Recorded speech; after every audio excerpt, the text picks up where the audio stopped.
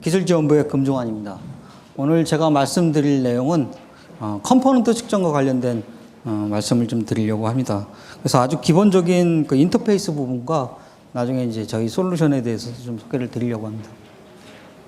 오늘 말씀드릴 내용이고요. 일단 뭐 컴포넌트 테스트 하는 데에 있어서 어떤 어려운 점에 대해서 좀 말씀을 드리고요. 그 다음에 그 일반 이제 밀리미터 웨이브 측정하면서 제일 많이 달라지는 게 인터페이스 부분이거든요. 그래서 이제 밀리미터 웨이브에서 가용한 인터페이스들하고 고려해야 될 사항들에 대해서 좀 간략하게 살펴보고요. 그 다음에 저희 솔루션에 대해서 좀 살펴보도록 하겠습니다.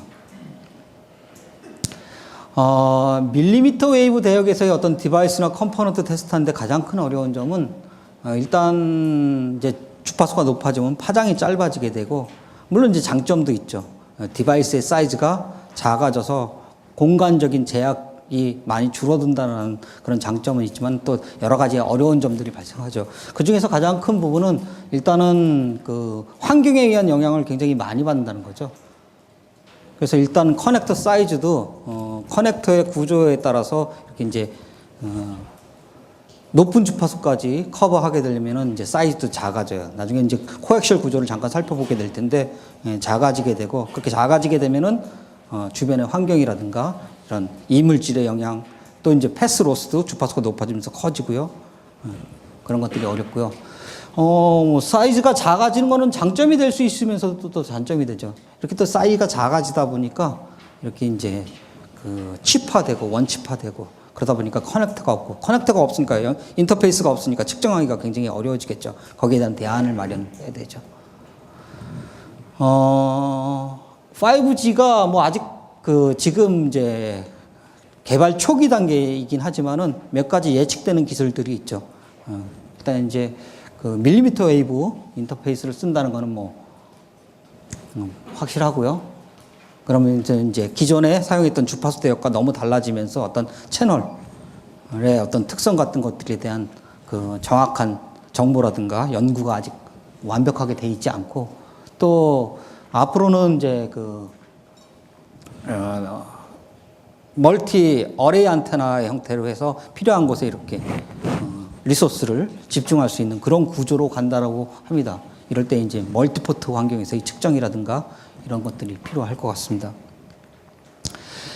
측정 항목이나 기술은 다 똑같아요. 어차피 컴포넌트, RF, 마이크로웨이브 측정에서 똑같습니다. 측정 항목이라든가 앰프 테스트 하면은 입력단 매칭 특성, 출력단 매칭 특성, 개인의 플래티니스 내지는 IM, 하모닉 특성, 뭐 이런 것들은 다 어떤 디바이스나 공이 마찬가지로 측정을 해야 되죠. 자, 이런 것들은 뭐 다 동일하고요. 여기에 따라서 S 파라메타 측정하고 절대 파워 측정하고 이런 것들 쭉 다 측정해 줘야 되죠. 그 다음에 또 머터리얼의 특성도 좀 측정을 해 줘야 되겠죠. 자, 이런 거 측정하는 데 필요한 기술들입니다. 뭐 다 뭐 이해할 수 있는 거고요. 여기 보시면은 프루빙 솔루션 굉장히 중요할 것 같고요. 네, 멀티포트 환경. 또 와이드 다이내믹 레인지.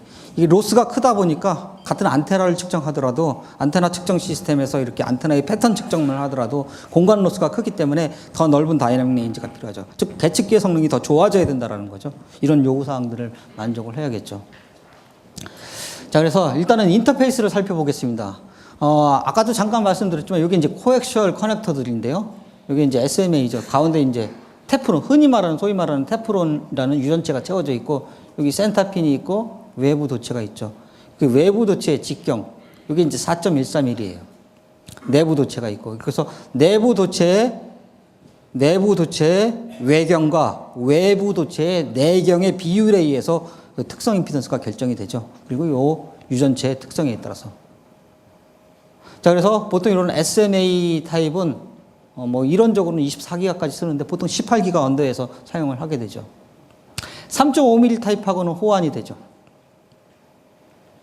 3.5mm는 SMA와 거의 비슷한데 여기 이제 유전체가 공기 유전체를 쓰죠. 그래서 보통 26.5기가까지 사용을 합니다. 여기는 이론상으로 34기가라고 하는데 개런티하는 스펙은 26.5기가고요. SMA하고 호환이 되죠. 또 2.92mm는 여기서부터 여기까지인데 좀 더 작아졌죠? 예, 40기가까지 커버하죠. 만약에 그래서 5G가 28기가를 한다. 이 인터페이스를 써야 되겠죠. 이거는 이제 사용을 못 합니다. 디바이스나 이런 테스트 환경도 다 이 환경으로 가야 되죠. 자, 2.4mm, 50기가. 그 다음에 1.85mm, 70기가, 1mm, 110기가.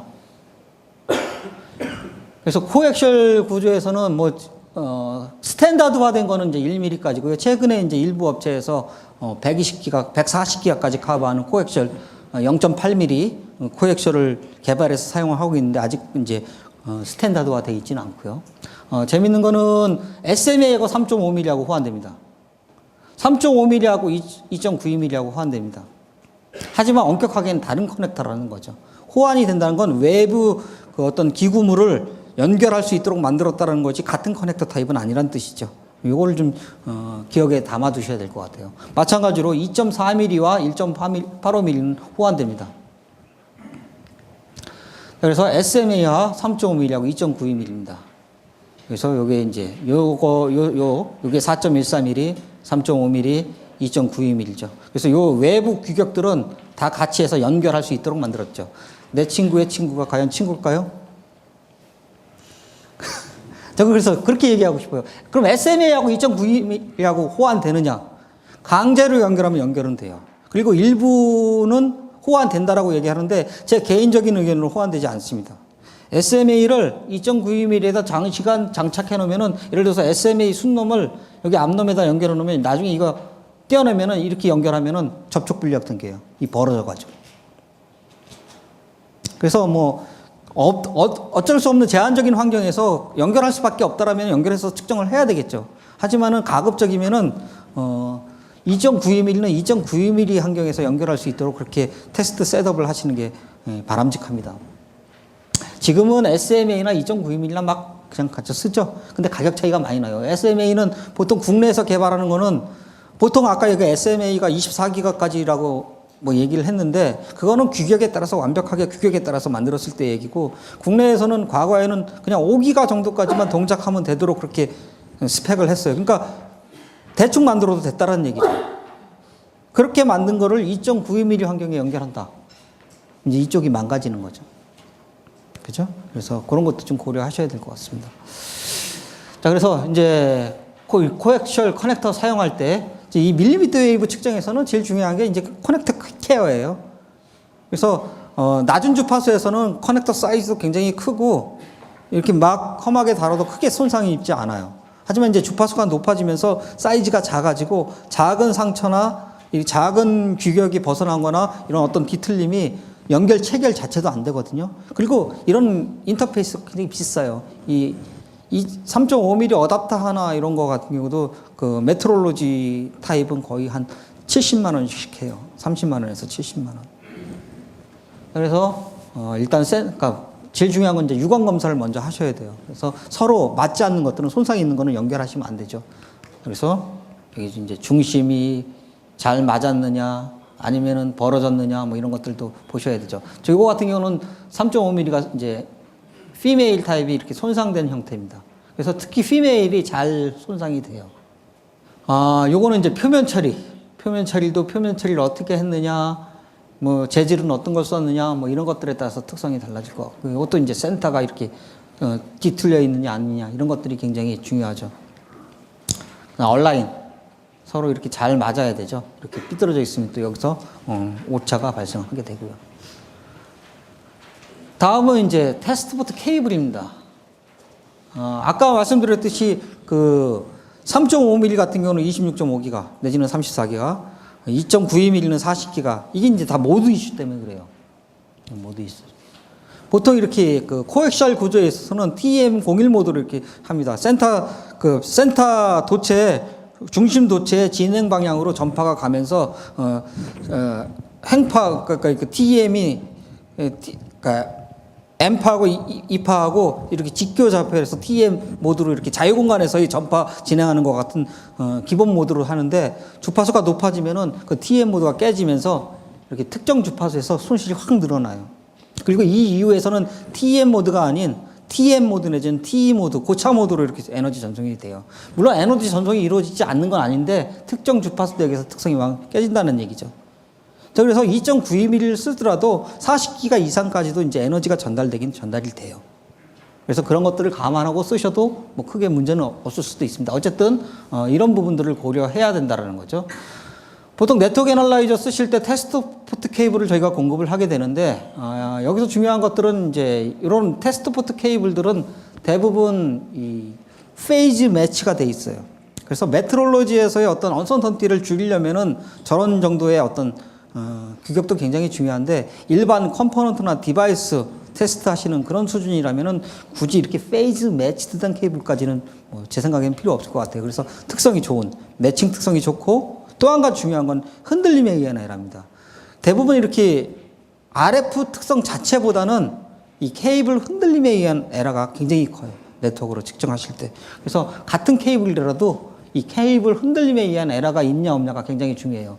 자, 보통 이렇게 RF 케이블이나 이런 전송 선로가 주파수가 높아지면은 로스가 늘어나는 게 일반적입니다. 그래서 뭐 크게 이렇게 로스가 늘어나는 거는 크게 컨선할 부분은 아니에요. 다만 여기처럼 이렇게 우는 부분은 뭐냐면은 이거는 이렇게 예를 들어서 그 SMA 같은 게 이렇게 테프론이 잡아주고 있잖아요. 겉으로 보기엔 멀쩡하지만은 오래 쓰다 보면 이렇게 금이 가요.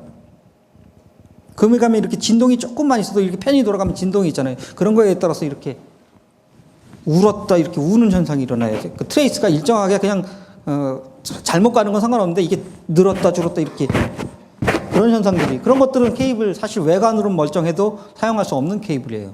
그리고 조금만 흔들림이 있어도 특성이 팍팍 변해요. 최근에는 저번에 세미나에서 보니까 고에서 이렇게 케이블 갖고 왔더라고요. 그래서 머신을 설치를 해서 이 계속 밴딩을 해요. 3,000번 이렇게 폈다 구부렸다 폈다 구부렸다 하고 또 RF 특성 보고 그래도 굉장히 특성이 반복성이 계속 나오더라고요. 최근에는 기술들이 좋아져서 이런 피복이라든가 이런 것들이 굉장히 기술 뭐 한 층으로 하는 게 아니라 7층, 8층으로 이렇게 해서 이렇게 구부림이나 이런 거에 의해서 특성, RF 특성 변화가 없도록 그렇게 잘 제작이 돼 있거든요. 그래서 그런 흔들림에 의한 영향을 최소화하는 그런 케이블 쓰는 게 좋습니다. 특히 높은 주파수에서는 더 민감하게 영향을 받습니다. 웨이브 가이드. 제 생각에는 아직 뭐 많은 것들이 확정되지는 않았지만은 기지국이나 이런 쪽에서는 웨이브 가이드 인터페이스를 써야 되지 않을까 그렇게 생각을 합니다. 이유는 아까 말씀드린 2.4mm나 2.92mm 그 스몰 미니어처 타입의 커넥터 형태는 높은 파워를 핸들링하기에는 무리가 있습니다. 그래서 중계기에서 좀 파워가 높은 파워를 핸들링하기 위해서는 웨이브 가이드 인터페이스가 사용될 것 같고요. 웨이브 가이드는 뭐 가장 뭐 여러 가지 장단점이 있는데 뭐 장점은 로스도 작고 뭐 높은 주파수까지 전달할 수 있고 뭐 이런 것들이 장점인 반면에 단점은 이렇게 어떤 한번 이렇게 고정되면 플렉서블하지 않고 최대 단점은 밴드패스 특성이 있다는 거죠. 웨이브 가이드 구조에 따라서 주파수가 대응하죠. 코엑셜 구조는 상한 주파수만 있는데 웨이브 가이드 같은 경우는 낮은 쪽 컷오프 주파수와 상한 주파수가 같이 있죠. 그렇죠? 그래서 뭐 그런 것들이 문제가 될 것 같고요. 여기 이제 웨이브 가이드 스탠다드 명이고요. 웨이브 가이드 사이즈고요. 가로 세로. 그다음에 이제 커버하는 주파수고 실제로 커버 주파수보다는 컷오프 주파수는 더 낮습니다. 그리고 킷 사이트에서 제공되는 캘킷입니다. 중요한 거는 네트워크 애널라이저 가지고 컴포넌트나 디바이스를 측정할 때 제일 중요한 거는 캘리브레이션도 굉장히 중요한데요. 캘리브레이션 하기 위해서는 디바이스의 커넥터 타입과 동일한 캘킷이 제공되어야 됩니다. 그래서 캘킷이 제공되지 않을 때는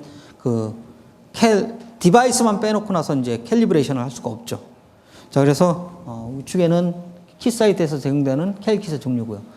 그래서 WR282 해서 제가 보기에는 뭐 28기가를 쓴다면은 이 정도의 웨이브 가이드를 사용하지 않을까 그런 생각이 들고요. 그때 해당될 수 있는 캘킷 사이트는 이런 게 있고요. 오토모티브 같은 데서는 WR15는 아니고 12나 WR10 그래서 60에서 90기가, 75에서 110기가 쓰고 있는데 킷 사이트 캘킷은 없죠. 킷 사이트 협력회사에서 캘킷을 제공을 합니다.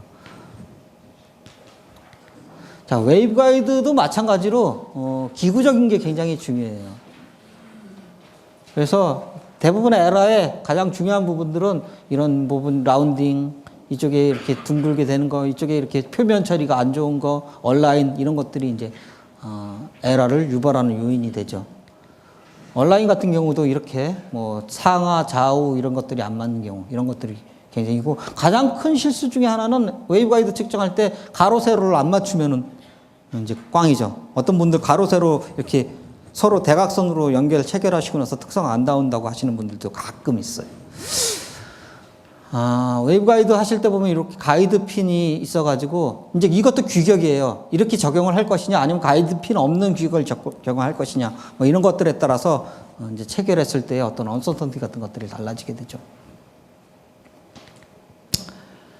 또 다른 측정 인터페이스는 프로브 스테이션을 사용하는 겁니다. 코엑셜 커렉터 내지는 웨이브 가이드 인터페이스가 아닌 칩 레벨의, 웨이퍼 레벨의 측정을 한다라고 하면은 이런 프로브 팁, 요거는 이제 코엑셜 투 프로브고요. 요거는 웨이브 가이드 프로브고요. 그래서 이런 형태로 찍어주는 프로브 스테이션을 써야 되는데, 중요한 거는 캘킷이에요. 마찬가지로 요 프로브 끝단에서 캘리브레이션 할 수 있는 캘킷이, 이게 캘킷입니다. 제공돼야 돼요. 그냥 프로브만 있다라고 하면은 캘리브레이션은 여기까지밖에 안 되고, 요거는 그냥 에라로 DUT의 특성으로 포함될 수밖에 없거든요. 중요한 거는 프로브 스테이션을 쓰시겠다라고 하면은 요 끝에서 캘리브레이션 할 수 있는 캘킷이 같이 공급이 돼야 되고, 네트워크 애널라이저에서 사용할 수 있는 캘킷 데이터가 제공이 돼야 됩니다. 자, 이런 프로브 스테이션은 키사이트에서는 제공하지 않습니다. 프로브 채널 파트너, 뭐 예를 들어서 월드와이드 채널 파트너인 뭐 캐스케이드나 이런 데서, 내지는 국내에도 여러 가지 프로브 업체가 있죠. 그래서 프로브 스테이션은 크게 이제 세 가지 구성 성품으로 해죠. 이제 일단 이런 기구적인 부분이 있고요. 그 다음에 요 프로빙 해주는 프로브, 그 다음에 이제 소프트웨어. 그래서 국내에서는 이런 기구적인 부분들까지는 다 제공되는 걸로 알고 있어요. 그 다음에 이 프로브 같은 경우는 많이 도입을 많이 해서 쓰시죠. 그래서 기구하는 부분만 국내에 쓰시고, 프로브만 도입을 해서 쓰시는 경우도 있고, 아니면 뭐 캐스케이드 같은 그런 전문 업체 거 쓰시면 되는데, 이제 가격이 좀 비싸질 거고요. 중요한 거는 어떤 걸 쓰시든 간에 적절한 캘킷을 같이 공급받아야 된다는 거죠. 만약에 이런 캘킷이 공급이 안 된다라고 하면은 여기서 캘리브레이션 한 다음에 이 부분을 이제 디임베딩 해야 되죠. 그럴 경우는 디임베딩 데이터락도 받아야 되죠. 디임베딩 데이터도 없다. 그럼 이제 이거는 이제 DUT를 같이 포함시켜야 되는데, 키사이트의 네트워크 애널라이저에서는 이런 것들을 측정해주는 이제 그런 기술이 최근에 제공되고 있죠. AFR이라고 해서 오토 픽스처 리무블이라고 해서 요까지 캘한 다음에 원포트 측정을 통해서 요거의 S2P 파일을 저장할 수 있는 그런 기술들이 제공되죠. 그래서 그런 기술들을 활용을 해서 디임베딩용 S2P 파일을 측정을 해서 뭐 디임베딩해서 쓰실 수 있는 방법도 있기는 합니다만, 정확한 데이터를 얻는 게 중요하겠죠. 그게 완벽하지는 않거든요. 자, 그래서 인터페이스에 대해서 코엑셜 웨이브 가이드 프로브 스테이션에 대해서 잠깐 살펴봤고요. 밀리미터 웨이브 측정 솔루션에 대해서 좀 살펴보겠습니다. 자, 여기 있는 그림이 저희 키사이트에서 제공되고 있는 전체 네트워크 애널라이저 전체 거예요. 자, 그때 이동통신 대역에서는 ENA 네트워크 많이 쓰시죠? E507C, 2포트, 4포트. 주파수대가 8.5기가, 최근에는 20기가까지 TDR 기능해서 나와요. 지금 5G 타겟이 뭐 최소한 28기가잖아요? 이거 갖고는 안 되겠죠. 그래서 역상 처리했습니다. 그래서 현재 가능한 건 PNA 실죠. 밖에 저희가 이제 PNA 해놨는데, 요거 같은 경우는 8.5기가, 13.5기가, 26.5기가, 43.5기가, 50기가, 67기가, 원박스로 67기가까지 나와 있고요.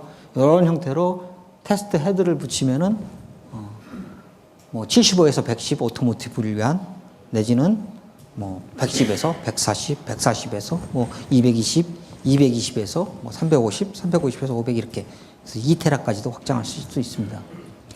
크게 PNA, PNAX, PNAL인데 요거는 S 파라미터 측정하는데 포커싱 돼 있고요.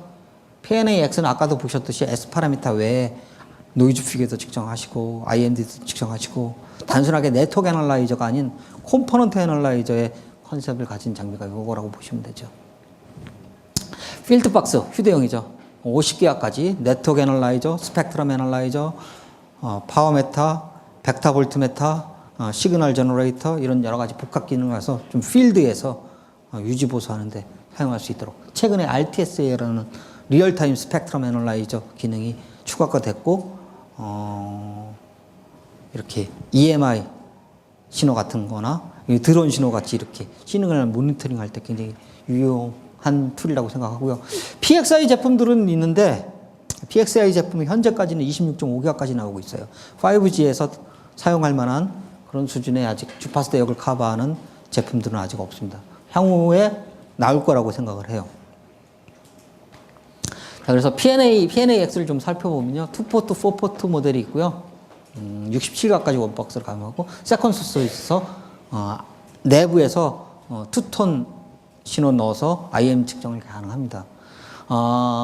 PNA 내부에 있는 신세사이저 스위퍼는 약간 특수한 기술이 적용이 돼 있어요. 엠프랙셔널 테크닉이라는 그런 새로운 키 사이트에 기술이 적용이 돼 있어서 굉장히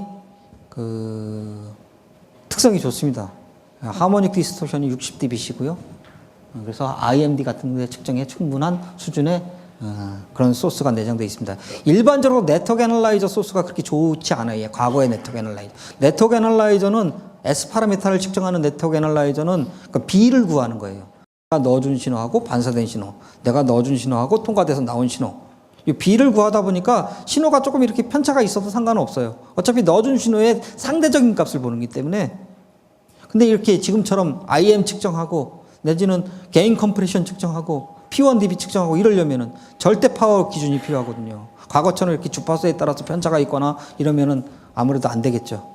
그래서 PNA CLG에 들어가 있는 소스는 과거의 네트워크 애널라이저에 들어있던 그런 소스하고는 좀 성격이 다르게 정밀한 소스가 내장되어 있습니다.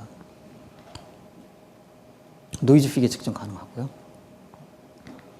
자, 요게 이제 아까 밖에서도 데모로 보여드린 것처럼 한 번 연결해서 이런 여러 가지 특성들을 한꺼번에 측정할 수 있습니다. S 파라미터도 측정하고요. 그 다음에 노이즈 피겨 IM 측정도 하고요. IM도 투톤 측정도 가능하고요. 아니면 수입 IM도 측정이 가능하고요. 그 두 톤 신호의 간격도 조정이 가능하고요. 수입도 가능하고요. 그 다음에 게인 컴프레션 측정하는 거, 노이즈 피겨 측정 가능하고요. 그래서 하나의 소스를 가지고 측정하는 게 있고 두 개의 소스를 갖고 있는 측정. 여기 핫 S22는 뭐냐면은 최근에 이것도 측정을 좀 많이 해요. 예를 들어서 이제 과거에는 S 파라미터에서 S22 아웃풋 매칭 특성은 대부분 그 네트워크 애널라이저는 CW 수입하면서 측정을 하는 거예요. 그래서 1에서 2기가 측정을 한다 그러면 11개 포인트에서 처음에 1기가에서 신호 넣어주고 뭐 넣어주고 되돌아 나온 신호 측정해서 S11 내지는 S22를 측정을 하죠. 그렇죠? 네, 원톤 측정이에요. 그럼 실제 그 앰프의 동작 환경은 실제로 모듈레이션 된 신호가 들어가면은 어떤 특정 대역에 모듈레이션 된 신호가 들어가요. 앰프가 풀로 스트레스 받고 있는 상황이에요. 그때의 아웃풋 매칭 특 열을 잔뜩 받아 있는 상태에서의 아웃풋 매칭 특성이 그냥 안전한 선형 구간에서 원톤 신호가 들어갔을 때 아웃풋 매칭 특성하고 같을 수도 있고 다를 수도 있죠. 만약에 다르다라면은 사용자는 실제 동작 환경에서의 특성을 확인하고 있죠. 그게 이제 핫 S22예요. 실제 드라이빙 환경에서 풀로 앰프가 열을 받고 있는 상태에서의 매칭 특성을 보는 게 이제 핫 S22입니다. 요거는 이제 투톤 소스가 필요해요. 톤 하나는 S22를 측정하는데 포트 1에서 신호를 넣어줘요. 그리고 파워를 앰프의 거의 세츄레이션 레벨에 입력을 넣어줘요. 그러면 앰프가 이제 풀로 열받겠죠. 그 상태에서 포트 2에서 신호를 넣어서 프로빙 톤을 이용해서 S22를 측정하는 거죠. 이런 식의 측정이 핫 S22예요. 그래서 요즘은 이런 핫 S22도 측정을 하죠. 저희 네트워크 애널라이저 아까 방금 전에 슬라이드에서 여러 가지 종류를 보여드렸는데 그 중에서 핫 S22를 측정할 수 있는 네트워크 애널라이저는 PNA가 유일합니다. 거기다가 또 한 가지는 페이즈 컨트롤이에요. 페이즈 컨트롤. 5G가 아마 페이즈 어레이 안테나를 쓸 거예요. 그렇죠? 그래서 원하시는 대로 위상을 컨트롤해서 빔을 특정 사용한테 리소스를 다 이렇게 할당할 수 있는 그런 기술을 이제 적용할 건데 마이모 기술이 적용이 될 텐데 그럼 페이즈 어레이 안테나라는 게 그 각각의 스몰 셀이 있으면 각각의 신호의 위상을 컨트롤해서 내가 원하는 대로 빔 조향을 하겠다는 뜻이거든요. 자, 그런 테스트를 할 때, 예를 들어 앰프 테스트를 할 때 두 개의 톤의 위상을 바꿔가면서 아웃풋이 어떻게 달라질 것인가, 어떤 영향을 미치고 이런 테스트도 가능할 수 있죠. 예, 그런 테스트가 P&A를 이용해서 가능합니다. 그래서 내부에 있는 소스의 위상을 자유롭게 컨트롤할 수 있다는 게 굉장히 큰 장점이죠. 자, 이거는 실제 측정 이그젬플입니다. 한번 읽어보시고요. 자, 요거는, 자, 그러면은 EVM 테스트는, 자, P&A X에서 못하는 게 EVM 테스트예요. EVM 테스트 하려면 벡터 시그널 제너레이터가 필요하고 벡터 시그널 애널라이저 VSA가 필요하죠. 예, 그래서 네트워크 애널라이저에서 못하는 게 요 EVM 테스트만 못해요. 그럼 어떻게 하느냐? 일단은 솔루션은 이 바이패스 모드를 해놨어요. 이렇게 한 번 연결해서 노이즈 피크도 측정하고 게인도 측정하고 다 측정하는데 EVM 테스트만 안 되잖아요.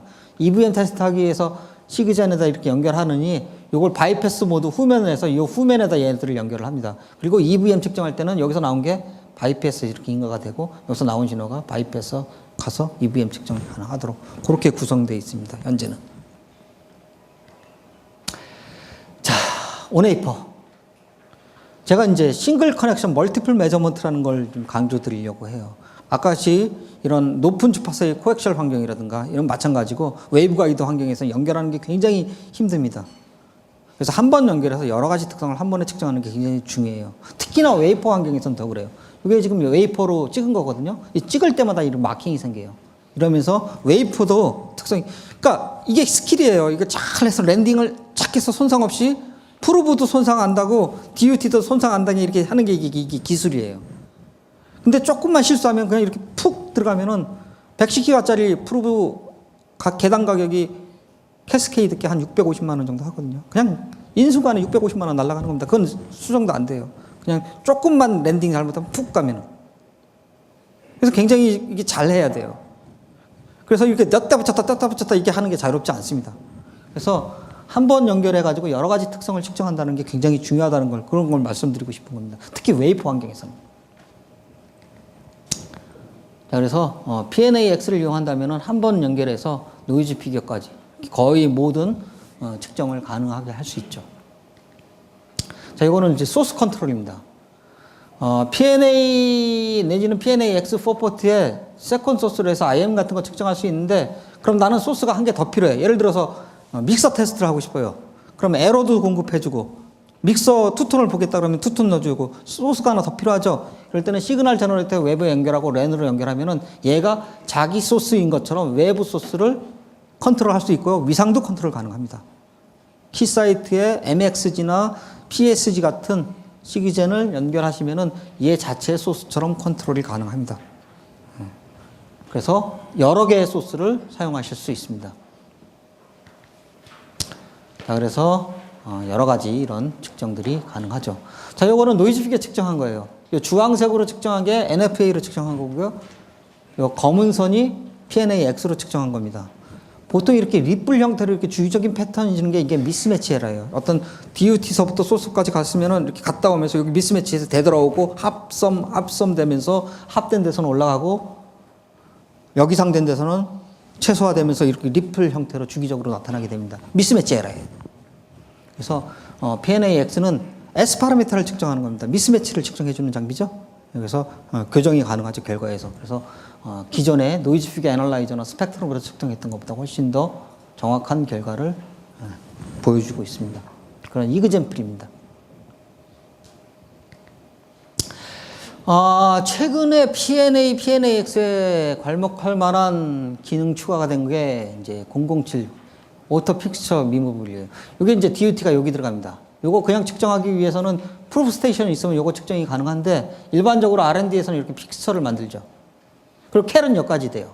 그럼 여기서부터 여기까지는 디임베딩을 하면 되죠? 그쵸? 근데 디임베딩 하려면은 요거의 S 파라미터를 측정을 해야 돼요. 그럼 뭘로 측정해야 되나요? 프루프 스테이션이 또 필요해요. 딜레마죠? 그랬을 때 가용한 기능이 요 기능이에요. 원포트 테스트합니다. 요거 다 띄고 요거 드러내고 여기서 원포트 테스트해요. 그리고 S2P 파일로 변환해요. 그 기술이 요 기능이에요. 그래서 디임베딩용 S2P 파일을 자동 측정을 해서 디임베딩 기능을 활용하면 돼요. 요즘 ENA, P&A에 다 디임베딩 그 알고리즘은 다 들어가 있거든요. 파일만 지정해주면 바로 빼주거든요. 캘을 요까지 한 다음에 요거의 S 파라미터를 정확히 알고 있으면은 이 전체를 측정해서 이걸 빼고 결과를 보여주거든요. 중요한 거는 요거의 S2P 파일을 어떻게 정확히 측정할 것이냐죠. 뭐 프루프 스테이션이 있으면은 뭐 측정하시거나 아니면 뭐 ADS 같은 걸로 시뮬레이션해서 모델링해서 하시는 방법이 있는데 둘 다 쉽지 않죠. 그래서 오토 픽처 리무블 기능이 있으면은 완벽하지는 않지만은 제가 해보니까 한 20기가 정도 네트워크로 원포트 테스트해서 한 5기가 정도까지는 거의 그 프루프 스테이션으로 측정한 결과하고 동일한 결과를 얻을 수가 있고요. 좀 더 높은 주파수에서는 그건 DUT의 특성에 따라서 달라져요. 미스매치가 커지면은 정확도도 좀 떨어져요. 그래서 더 높은 정보가 있으면은 예를 들어서 40기가짜리 가지고 측정을 하면은 훨씬 더 정확한 그 디임베딩 파일을 얻어낼 수가 있습니다. 자, 그래서 지금은 이제 어플리케이션 이그젬플입니다. PNAX의 옵션 029 이게 노이즈 피겨 측정해 주는 기능이고요. 자, 옵션 이게 있으면은 이런 믹서나 아니면 업다운 컨버터 내지는 RQ 모듈레이터, 디모듈레이터의 페이즈까지도 정확히 측정을 해줄 수 있습니다. 게인 컴프레션. 보통 그 네트워크 애널라이저는 S 파라미터 측정할 때 주파수, 파워를 고정하고 주파수를 수입하면서 측정을 하죠. 거꾸로 주파수를 고정하고 파워를 수입하면서 게인 컴프레션이냐 선형성, 리니어티를 볼 수 있어요. 입력에 따라서 출력도 같이 가변하는지 볼 수가 있습니다. 그리고 게인이 일정하게 유지되가 컴프레션 되는지 이런 것들을 확인할 수 있는데, 자, 그럼 제가 201개 주파수 포인트에 대해서 게인 컴프레션 포인트를 다 측정하려면 201번 수입해야 되거든요. 요 옵션 086이라는 게인 컴프레션 어플리케이션이 있으면 2D 수입을 해요. 파워 수입도 하고 주파수 수입도 하면서 바로 원하시는 관심 있는 주파수에서의 게인 컴프레션 포인트를 쭉 한꺼번에 보여줍니다. 그래서 보통 측정 시간이 3, 4시간 걸렸다 하면은 1분 내에서 다 이런 게인 컴프레션 특성을 측정할 수가 있는 게 요 086 옵션입니다. 087 IMD 측정. 그래서 2차, 3차, 5차, 7차, 9차 수입하면서 내지는 IM 스펙트럼을 볼 수가 있죠. 자, 최근에 업데이트된 기능인데요. 090 스펙트럼 애널라이저 기능입니다.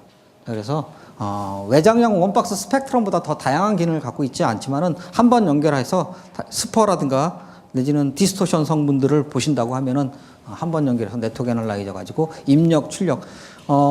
일반 스펙트럼보다 차이점은 코이런트 멀티 채널 리시버라는 뜻이. 보통 네트워크 애널라이저 4포트 네트워크에는 A, B, C 각 포트마다 수신기가 하나씩 들어있고요. 레퍼런스 수신기가 들어가 있어요. 이 5개의 수신기를 동시에 코이어런트하게 볼 수가 있어요. 그래서 믹서 같은 거 테스트할 때 입력의 스펙트럼, 에로의 스펙트럼, 아웃풋의 스펙트럼, 또 반사신호의 스펙트럼, 입력 반사신호의 스펙트럼을 따로따로 다 관찰하실 수 있습니다. 동시에. 그것이 가장 큰 장점이죠. 자, 그 다음에 페이즈 컨트롤. 이 안에 들어있는 소스의 페이즈를 원하는 대로 컨트롤할 수 있습니다. 펄스 RF 측정인데요. 이런 거는 주로 어디서 많이 쓰냐면은 그 레이더 부품 측정하시거나 방산하시는 분들, 내지는 웨이퍼 테스트 하시는 분들 많이 써요. 웨이퍼 테스트 하실 때 CW로 신홀링하고 S 파라미터를 측정하시면은 웨이퍼가 타버리는 수가 있어요. 그래서 아주 짧은 시간, 펄스 환경에서 짧은 시간 측정을 하고 이렇게 파워를 끄고 또 에너지 인가하고 측정하고 이렇게. 그래서 모델링 시스템, 이 반도체 모델링이나 이런 웨이퍼, 파워 앰프 측정할 때 디바이스나 장비를 보호하기 위해서 펄스 환경에서 측정하게 되고, 이럴 때는 뭐가 필요하냐면 펄스 패턴 제너레이터와 펄스 모듈레이터가 필요합니다. 그래서 과거에는 이런 식으로 외부에 펄스 패턴 제너레이터, 모듈레이터 같은 걸 썼는데 이게 이 안으로 다 들어가 있어요. 그래서 이 안에 펄스 패턴 제너레이터, 그 다음에 모듈레이터 이렇게 다 들어가서 펄스 RF 측정도 원박스로 그냥 할 수 있습니다. 혹시 MVNA 들어보셨어요? Non-Linear Vector Network Analyzer. X 파라미터 들어보셨어요? X 파라미터? 아무도 없으시네요. S 파라미터는 많이 들어보셨죠? 스캐터링 파라미터. 디바이스의 선형 구간의 특성을 대변하죠. S1부터 2까지. 투포트 디바이스면은. 문제는 뭐예요? 비선형 특성. 비선형 특성은 설명하지 못하죠. 선형 구간에서의 특성만 설명하는 게 S 파라미터예요. 그러니까 앰프는 S 파라미터 특성, 선형 구간 특성만 있나요? 넌리니어 특성도 같이 가고 있죠. 그래서 앰프의 특성을 보려면은 S 파라미터도 봐야 되고, 노이즈 피겨라든가 세츄레이션 되는 거, 이런 여러 가지 비선형 특성도 봐야 돼요. 그 두 가지 특성을 다 봐야만 그 디바이스를 완전히 이해하게 되는 거죠. 뭐 ACLR 이런 것들은 다 비선형 특성에 의해서 생기죠. 그렇죠? 그래서 ACLR 특성이라든가 이런 것들을 보려면은 비선형 특성까지 다 포함해야 되죠. 저희가 몇 년 전에 X 파라메타를 확장한 비선형 구간까지 확장한 새로운 개념의 파라메타를 개발을 했어요. 그게 X 파라메타입니다. 그래서 X 파라메타는 S 파라메타를 포함하면서 디바이스의 비선형 구간까지의 특성을 포함하는 굉장히 방대한 데이터를 갖고 있는 새로운 파라메타예요. 그거를 측정해 줄 수 있는 네트워크 애널라이저, 보통 라지 시그널 네트워크 애널라이저라고 하죠. 그 세츄레이션 영역 이후에 비선형 특성까지 측정해 주는 그런 네트워크 애널라이저가 MVNA고요. MVNA 시스템을 꾸며서 X 파라미터를 측정을 해서 시뮬레이션 해볼 수 있습니다. 그게 이제 가능하시죠. 자, 이거는 이제 멀티포트 네트워크 애널라이저의 확장이에요. 이게 이제 PNA 본체고요. 요 밑에 이렇게 테스트 셋을 붙이면은 하나, 둘, 셋, 넷, 4포트 네트워크에서 다 17, 8, 9, 18. 그래서 14포트의 네트워크 애널라이저를 확장합니다. 보통 이렇게 스위치 박스를 써가지고 이렇게 확장할 수 있어요. 그거는 이렇게 확장을 하는데 만약에 본체가 4포트면은 4포트 네트워크를 그냥 이렇게 스위치만 써서 스위칭만 해주는 거예요. 이건 진정한 네트워크 애널라이저가 아니에요. 얘 같은 경우는 4포트 네트워크를 14포트 네트워크로 확장하는 거야. S1부터 S14, 14까지 측정할 수 있는 그런 네트워크 애널라이저예요. 그래서 이렇게 확장했습니다. 요거는 커스터마이즈도 가능해요. 여러분들이 만약에 60포트짜리가 필요하다. 그럼 저희가 60포트짜리 만들어 드릴 수도 있어요. 그래서 향후 5G 안테나 시스템에서 멀티포트 솔루션이 필요할 텐데 아직 어떻게 갈지 모르죠.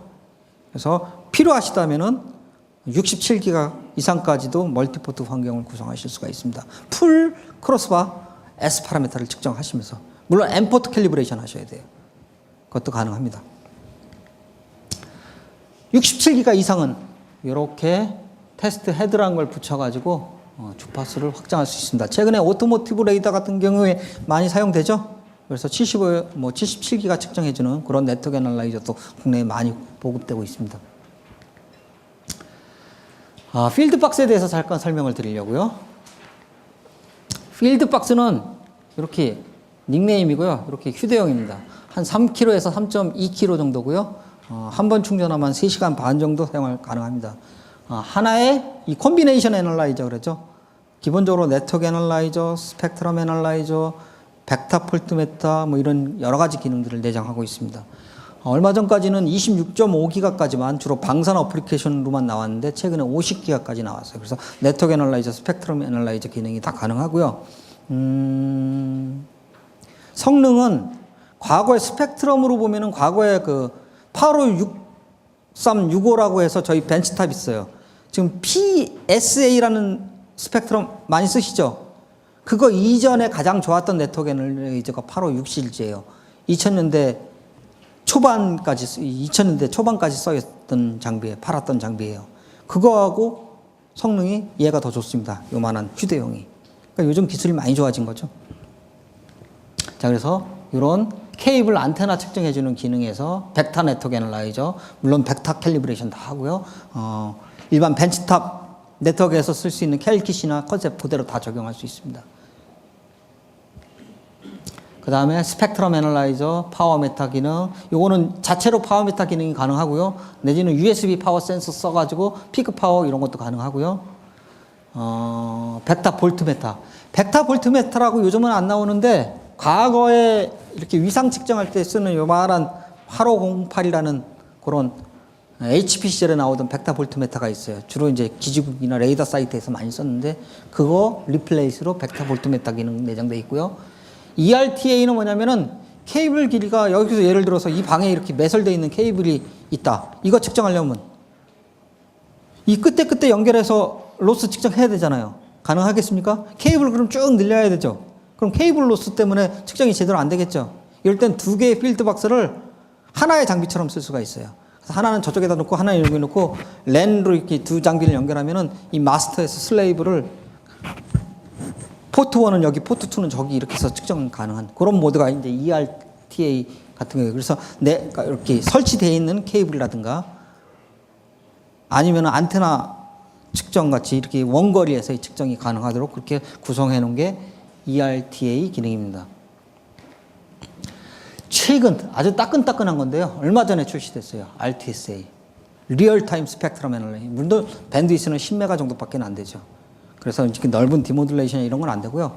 10메가 대역폭 내에서 아주 짧게 뜨는 아주 조그만 시간이라도 리얼타임이라는 게 하나도 안 놓치고 실시간으로 신호를 모니터링 한다는 뜻이거든요.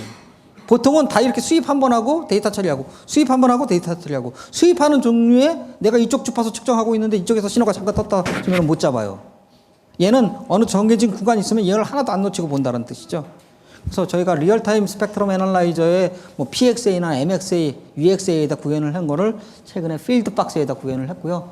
뭐 여러 가지 EMI 신호 내지는 어떤 원치 않은 신호가 있는지 아주 짧은 시간에도 그런 신호들이 뜨는지 드론 같은 것들이 여기 떠 있을 때 드론 신호가 있는지 없는지 이런 것들을 확인할 때 굉장히 유용한 그런 기능이죠.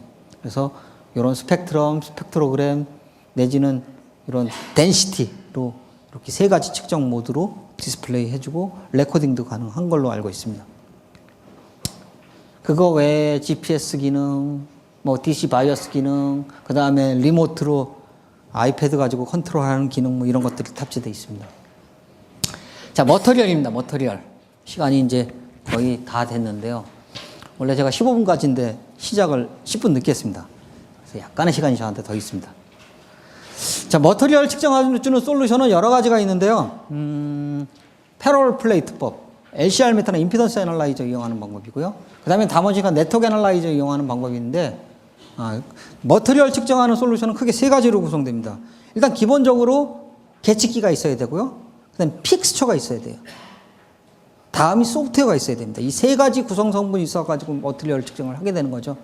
그리고 세 가지 공통 분모, 세 가지가 공통으로 커버하는 그런 영역에서 측정합니다. 예를 들어서 픽스처가 뭐 10메가서부터 1기가까지만 측정하고 네트워크 애널라이저가 5기가에서 15기가면은 측정 가능한 건 5에서 뭐 이 정도죠. 뭐 이런 식으로 되죠. 그래서 지금 26.5기가 이상의 솔루션, 그거는 이제 일단 패러럴 플레이트법은 안 되는데 이건 저주파 때에서 측정하는 법이고요.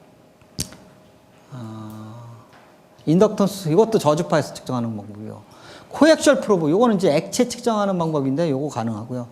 캐비티 타입, 요것도 좀 쉽지 않습니다. 주파수가 높아지면. 그래서 코액셜 프로브 방법, 트랜스미션 라인 방법, 프리스페이스 방법, 요 세 가지 방법이 밀리미터 웨이브대에서 어떤 머터리얼을 측정하는 솔루션이고요. 레조네이터 타입 같은 경우는 공진기를 설계하기가 좀 쉽지 않은데 저희 회사 말고 일본의 키컴이라는 그 머터리얼 측정 많이 해주는 그런 전문 회사가 있어요.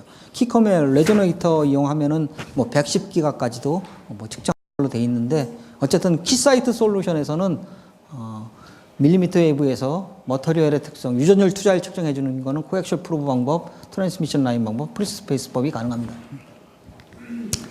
자, 코액셜 프로브 방법은 액체 타입에 적절한데요. 그래서 프로브가 필요하고 본체에 필요하고 본체가 주파수 커버해야겠죠. ENA 갖고는 40기가 측정 안 되겠죠. PNA 본체 있어야 되고 그 다음에 소프트웨어 N1500A라는 소프트웨어가 필요합니다. 자, 이렇게 담가서 측정을 하게 되고요. S1론 원포트 측정을 해서 유전율 투자율을 측정을 합니다. 가용한 프로브는 세 가지 종류가 있는데 요거는 20기가까지 있기 때문에 일단 적용 대상에서 벗어나고요. 두 가지가 가능합니다.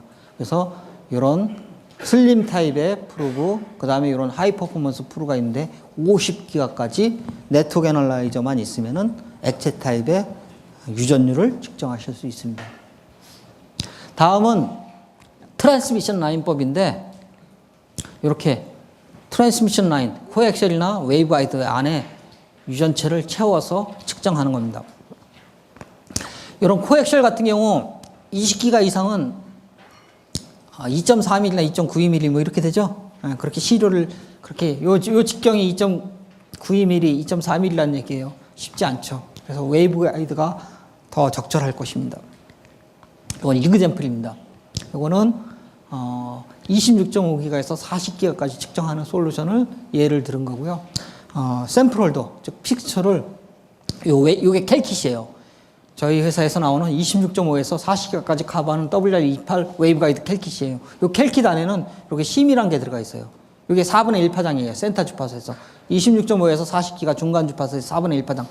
굉장히 얇아요. 그리고 이렇게 섹션이란 게 들어가 있어요. 이렇게. 그래서 이 두 가지를 샘플 홀더로 쓸 수가 있습니다. 그래서 얘 같은 경우는 요 안에 꽉 채워버리는 거예요. 요 사이즈가 요 정도입니다. 그래서 여기다 딱 채워서 측정을 하시면 되죠. 그래서 요까지 캘리브레이션 하신 다음에 요 안에다가 채워서 이걸 낄 수도 있고 이걸 끼시고 놓고 소프트웨어에서 이렇게 해석을 해주셔서 유전율 측정을 하실 수가 있습니다. 유전율 투자율. 또 다른 방법은 이렇게 프리스페이스, 자유 공간을 샘플 홀더로 쓰고 안테나를 이용하는 방법인데 주파수가 높아지면 파장이 짧아지고 적은 좁은 공간에서 평면파, 즉 안테나 측정해주는 그런 환경이 가능하기 때문에 주파수가 높을수록 이런 방법을 쓰기가 좀 용이해집니다. 여기서는 GRL 캘리라고 해서 타임 도메인 옵션이 있어서 그런 캘리브레이션 하는 특수 알고리즘도 제공을 합니다. 여기서 중요한 거는 안테나가 굉장히 중요합니다. 안테나의 빈폭이 좁고 성능이, 지향성이 좋은 그런 안테나를 사용하는 게 좋습니다. 뭐 자세한 내용까지는 제가 오늘 말씀드릴 시간이 없을 것 같고요. 어떤 이런 프리스페이스법이 가능합니다. 물론 저희 소프트웨어에서 아까 방금 말씀드린 방법들을 다 지원합니다. 자, 이런 식으로 하게 되고요. 요건 이제 75에서 110기가 측정 이그젠플입니다. W밴드. 요거는 N1500이라는 소프트웨어 설명입니다. 그래서 옵션으로 아까 말씀드린 코엑셜 프로브, 트랜스미션법, 그 외에 다른 측정법들을 지원을 합니다. 이거는 이제 PC에 탑재할 수도 있고요. 아니면은 네트워크 애널라이저, 요즘 스펙트럼 애널라이저가 다 PC를 탑재하고 있습니다. 거기에 탑재해서 사용할 수도 있습니다. 자, 그래서 결론을 내리면은 밀리미터 웨이브에서 중요한 거는 이게 이제 밀리미터 웨이브가 5G 기술의 어떤 핵심 기술이 될 거고요. 많은 어려움이 있습니다. 특히나 밀리미터 웨이브 측정할 때. 하지만은 키 사이트, 저희들 입장에서 보면 새로운 건 아니에요. 여러분들은 5기가 이럴 때 이동통신에서 이제 갑자기 주파수가 30기가 이렇게 밀리미터로 올라가니까 굉장히 어렵지만은 방산이나 이런 여론중계에서 저희는 뭐 수십 년간 국내에서 뭐 110기가 내지는 500기가까지도 계속 컴포넌트 테스트하는 거 이런 거 다 지원을 해왔거든요. 그래서 저희한테는 새로운 건 아니에요. 여태껏 지원을 해왔고 방송통에서 지원하는 거를 민수 쪽에 이렇게 레버리지 하는 거거든요. 그래서 저희한테는 뭐 그렇게 새로운 건 아닙니다. 그리고 다양한 솔루션들을 제공을 해왔고, 뭐 저희가 어젠가 그저께 발표해서 110기가 스펙트럼 애널라이저 원박스 스펙트럼 나왔죠. 그래서 계속 해왔고 또 Y기그 쪽 솔루션도 내왔고, 그래서 저희가 충분히 여러분들 측정하는 걸 도와드릴 수 있다. 뭐 그런 얘기를 마지막으로 제 발표를 마치려고 합니다. 자, 경청해 주셔서 고맙습니다. 감사합니다.